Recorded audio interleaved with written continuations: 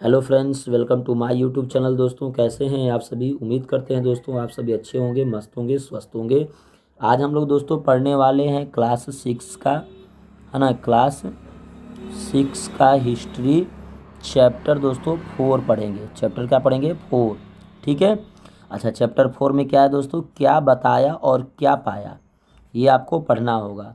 इसमें दोस्तों 50, है ना, 50 महत्वपूर्ण एमसीक्यू क्वेश्चंस एंड विथ और उत्तर से लेकर आए हैं, यानी आंसर्स लेकर आए हैं। तो उम्मीद करते हैं दोस्तों आप लोग अच्छे से होंगे, मस्त होंगे। और जो लोग BPSC, C TET, state, UP TET या रेलवे, एनटीपीसी, एसएससी, जीडी का जो भी लोग तैयारी कर रहे हैं दोस्तों, उनका नीड मजबूत होना बहुत ज़रूरी है। तो दोस्तों 6 क्लास से लेकर अगर वो 12वीं क्लास के एनसीईआरटी बुक पर फॉलो कर लेते हैं दोस्तों, तो मेरे को नहीं लगता है कि उनका कंपटीशन ना निकले। ऐसा कभी हो नहीं सकता है दोस्तों।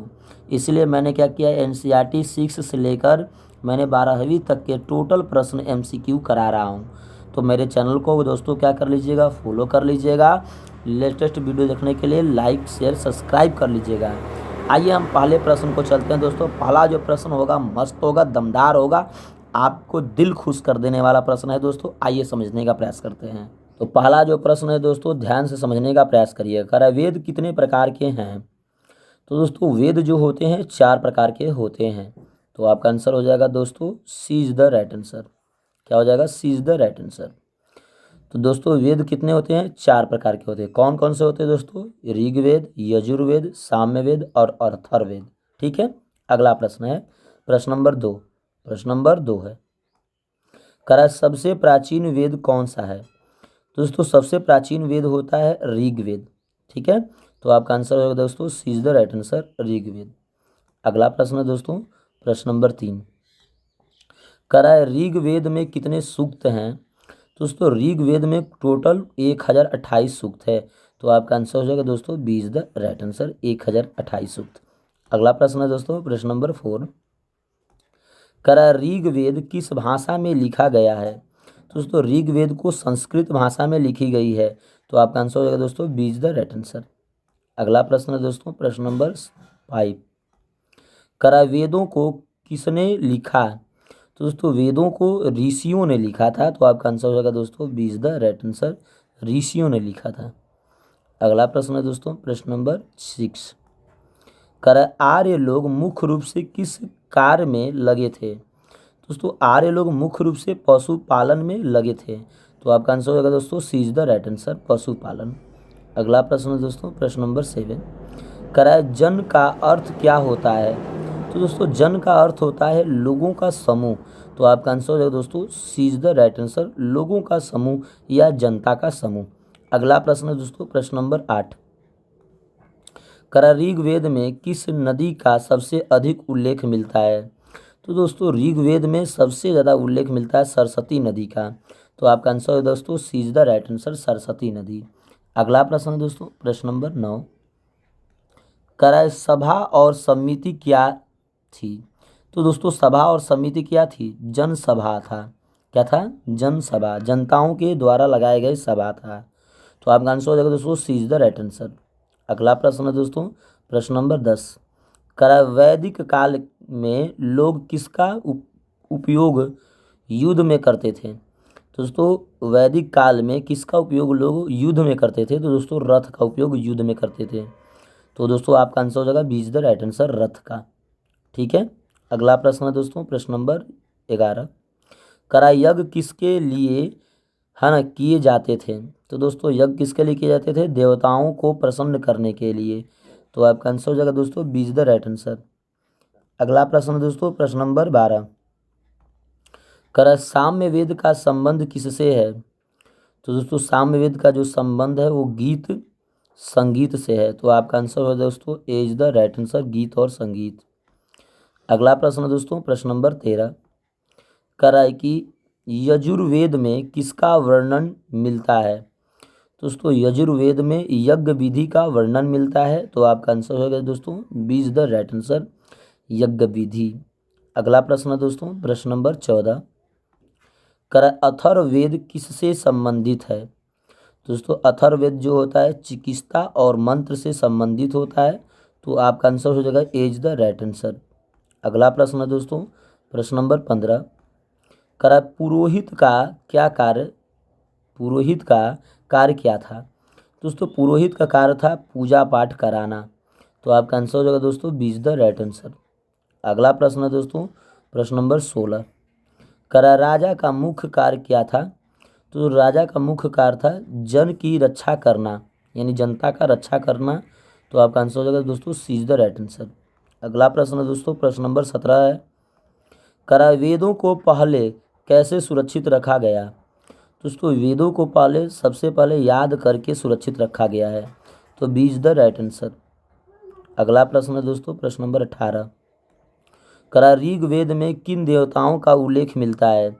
दोस्तों ऋग्वेद में इंद्र देवता, अग्नि देवता, सोम देवता, अर्थात दोस्तों सभी देवताओं का उल्लेखन मिलता है, तो आपका आंसर हो जाएगा दोस्तों सभी, D is the right answer. अगला प्रश्न है दोस्तों, प्रश्न नंबर 19, करा आर्यों का मुख्य भोजन क्या था।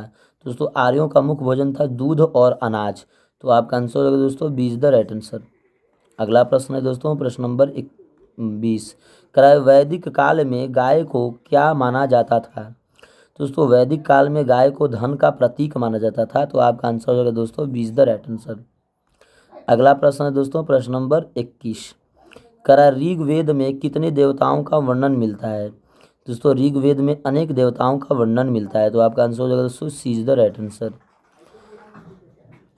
प्रश्न नंबर दोस्तों 22 है, ध्यान से देखिएगा, वैदिक लोग किस धातु का प्रयोग करते थे। तो वैदिक जो लोग थे वो कांसा धातु का प्रयोग करते थे, तो आपका आंसर हो जाएगा दोस्तों B is the right answer, कांसा। अगला प्रश्न है दोस्तों, प्रश्न नंबर 23, कराए जनपद शब्द का अर्थ क्या था। दोस्तों जनपद शब्द का अर्थ होता है भूमि जहाँ जन बसते हैं, है ना, भूमि जहाँ जन बसते हैं, तो आपका आंसर है दोस्तों B is the right answer. अगला प्रश्न है दोस्तों, प्रश्न नंबर 24, कराए कि ऋग्वेद के मंत्रों का पाठ कौन कराता है। तो दोस्तों ऋग्वेद के मंत्रों का पाठ पुरोहित कराते हैं, तो आपका आंसर हो जाएगा दोस्तों B is the right answer. अगला प्रश्न है दोस्तों, प्रश्न नंबर 25, करा वैदिक काल में कौन सा पशु महत्वपूर्ण था। तो वैदिक काल में दोस्तों घोड़ा, गाय, बैल सभी महत्वपूर्ण थे, तो आपका आंसर होगा दोस्तों D is the right answer, सभी महत्वपूर्ण थे। प्रश्न नंबर दोस्तों 26 होगा, ध्यान से देखिएगा, वैदिक समाज में परिवार की मुखिया को क्या कहा जाता था। तो वैदिक समाज में परिवार के मुखिया को कुलपति कहा जाता था, तो आपका आंसर होगा सी इज द राइट आंसर। अगला प्रश्न दोस्तों, प्रश्न नंबर 27, करा वैदिक लोग किस खेल को पसंद करते थे। दोस्तों वैदिक लोग जो थे वो पासा खेल को खेल को पसंद करते थे, तो आपका आंसर होगा B is the right answer.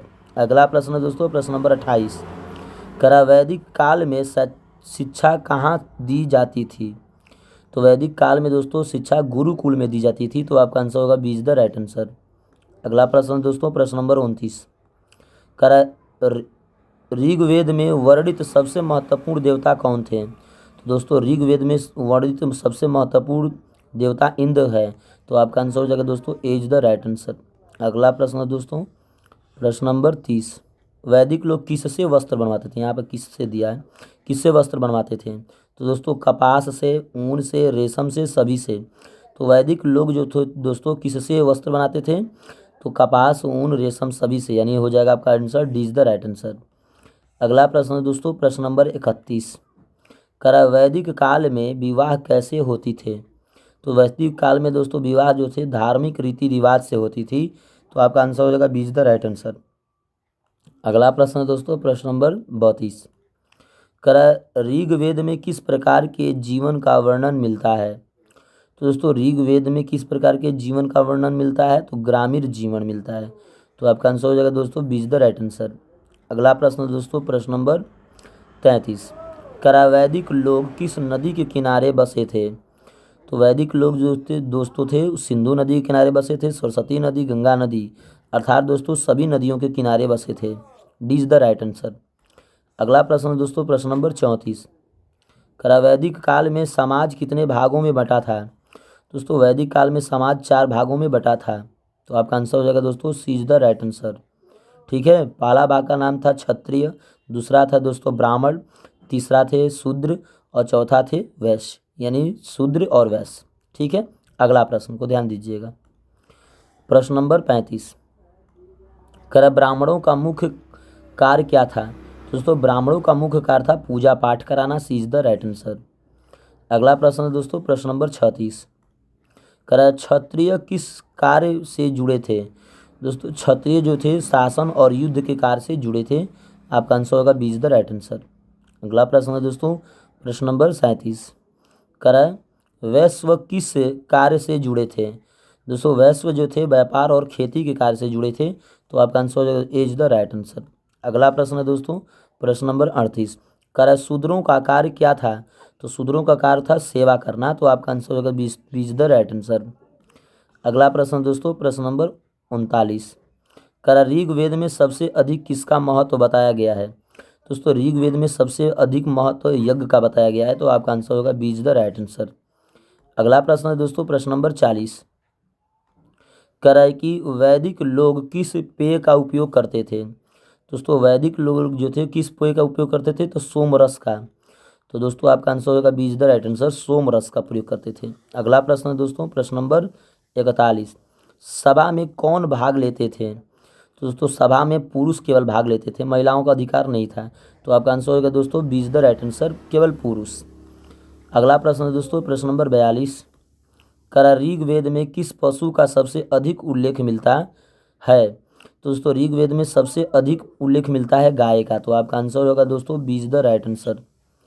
अगला प्रश्न है दोस्तों प्रश्न नंबर 43, कर वैदिक लोग किस प्रकार के घरों में रहते थे? तो दोस्तों वैदिक जो लोग थे वो झोपड़ियों में रहना स्वीकार किए। तो B is the right answer हो जाएगा दोस्तों झोपड़ी। अगला प्रश्न है दोस्तों प्रश्न नंबर 44, कर वैदिक समाज का आधार क्या था? दोस्तों वैदिक समाज का आधार था कृषि और पशुपालन। तो आपका आंसर होगा B is the right answer दोस्तों, कृषि और पशुपालन। अगला प्रश्न है दोस्तों प्रश्न नंबर 45 है, कर वैदिक लोग किसका उपयोग खेती में करते थे? दोस्तों वैदिक जो लोग थे ना किसका उपयोग खेती में करते थे? तो हल का उपयोग करते थे। आपका आंसर होगा ए इज द राइट आंसर, हल का। प्रश्न दोस्तों होगा 46, ध्यान से समझिएगा। करा कि वैदिक काल में मनोरंजन का साधन क्या था? दोस्तों वैदिक काल में मनोरंजन का साधन था नृत्य और संगीत। आपका आंसर होगा दोस्तों ए इज द राइट आंसर। अगला प्रश्न है दोस्तों प्रश्न नंबर 47, करा ऋग्वेद में किसका वर्णन नहीं मिलता है? तो दोस्तों ऋग्वेद में वर्णन मिलता है आधुनिक मशीन का। तो आपका आंसर होगा दोस्तों D is the right answer, आधुनिक मशीन का वर्णन नहीं मिलता है। अगला प्रश्न है दोस्तों प्रश्न नंबर 48 है, करा कि वैदिक लोग किस प्रकार के भोजन करते थे? दोस्तों वैदिक लोग जो थे शाकाहारी मांसाहारी दोनों प्रकार के दोस्तों भोजन करते थे। आपका आंसर होगा सी इज द राइट आंसर। अगला प्रश्न है दोस्तों प्रश्न नंबर 49, प्रश्न नंबर 49 है, कर वेदों को क्या कहा जाता है? दोस्तों वेदों को कहा जाता है धार्मिक ग्रंथ। क्या कहा जाता है? धार्मिक ग्रंथ। तो आपका आंसर होगा दोस्तों ए इज द राइट आंसर, धार्मिक ग्रंथ।